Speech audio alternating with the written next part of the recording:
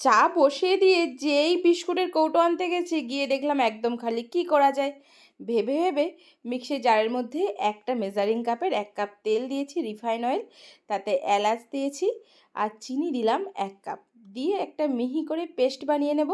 এইদিকে দেখুন ওই পেস্টটা বানিয়ে নিয়ে আমি একটা পাত্রের মধ্যে নিয়ে নিয়েছি, তাতে দিয়ে দিলাম আটা। 1 কাপ তেলের জন্য লাগছে 2 কাপ আটা।